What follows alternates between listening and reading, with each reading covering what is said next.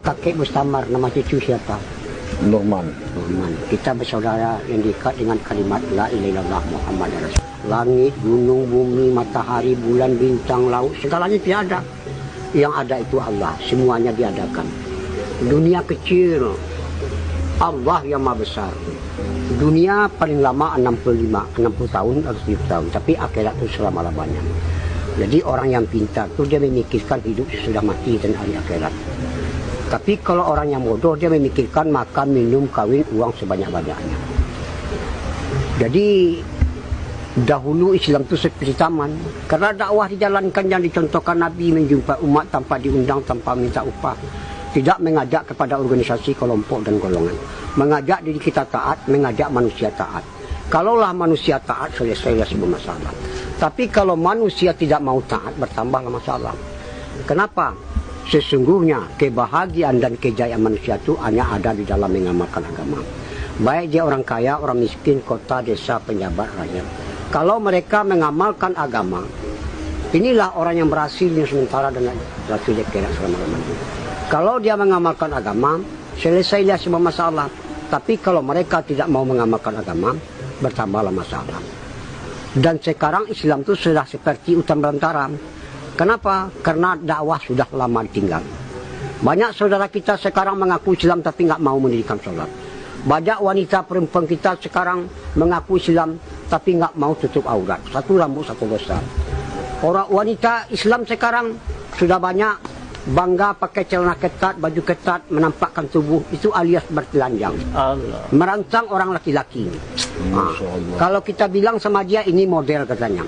Ini salah siapa? Ini bukan salah penjajah, bukan salah ulama, bukan salah ustaz, bukan salah kiai. Ini salah kita karena kita tidak mau lagi menghidupkan dakwah. Jadi usaha dakwah ini usaha heran karena sudah lama ditinggal. Orang kalau belum ikut usaha dakwah, dia heran melihat orang dakwah. Apa kerja orang dakwah? Tapi kalau orang sudah ikut dakwah, dia heran melihat orang tidak mau dakwah. Tidak ada pekerjaan yang lebih besar dari pekerjaan dakwah. Kerja dakwah ini kerja Nabi, 124 Nabi dan Rasul kerjanya dakwah. Mengajak manusia taat kepada Allah. Ucapkanlah la ilaha illallah, kamu akan sukses, kamu akan berjaya. Jadi hakikat la ilaha illallah taat kepada Allah. Barang siapa taat kepada Allah, dunia akan berkhidmat kepada Allah. Jadi barang siapa istiqomah dalam dakwah, penduduk langit dan penduduk bumi akan berkhidmat kepada mereka. Barang siapa istiqomah dalam dakwah, surga akan rindu kepada mereka. Barang siapa istiqomah dalam dakwah, kalau dia mati nanti Allah yang akan mencabut nyawa. Ini hadis kudusi. Hadis kudusi. Jadi dakwah ini masalah. Walaupun kita punya perusahaan 10 buah, 15 buah, 5 buah, itu nggak dipandang oleh Allah.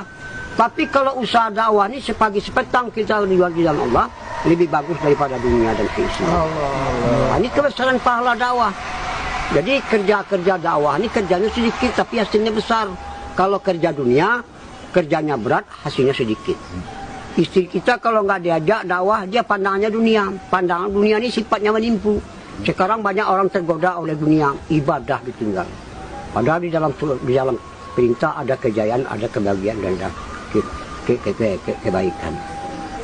Jadi wanita ini dimuliakan oleh Allah 7 surat yang terpanjang di dalam Al-Quran An-Nisa.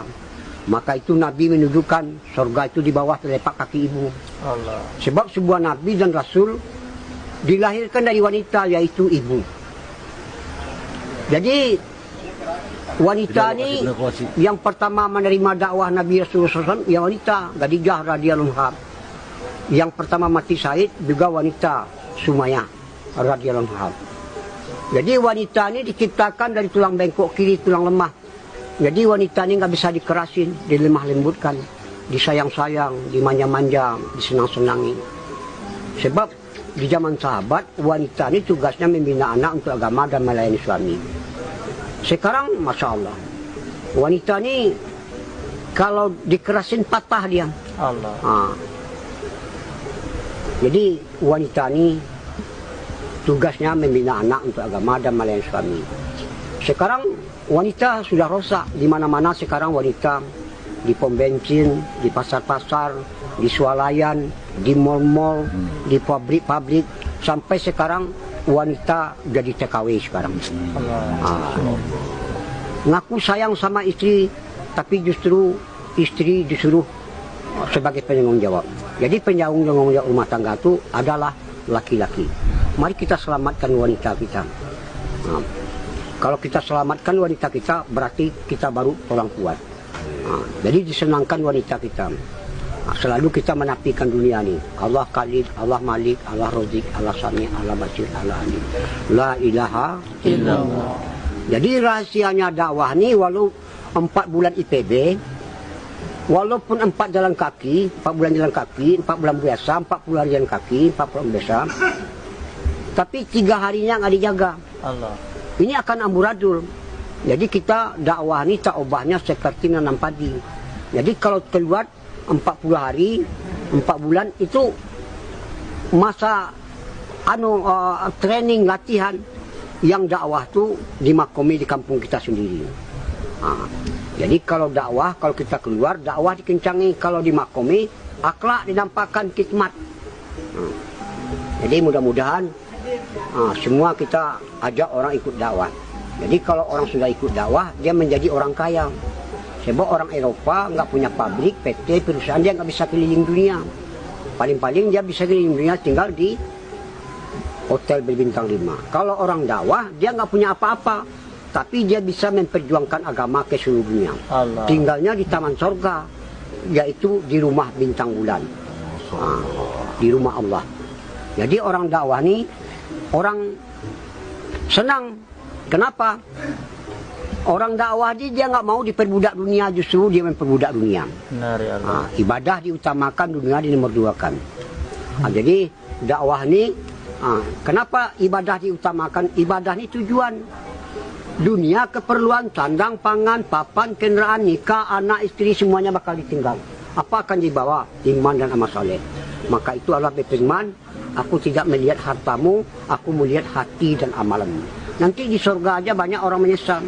Jadi orang dakwah ini orang jawara, jagoan. Dia nggak mau tahu siapa, mau tentara, ABRI, mau polisi, mau preman, apa saja lapisan masyarakat dia datangi, diajak supaya ikut usaha dakwah.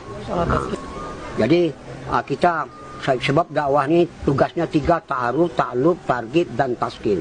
Insya Allah kita semua ikut dalam usaha dakwah. Insya Allah. Kita tutup dengan doa para majelis. Subhanallah wa bihamdihi.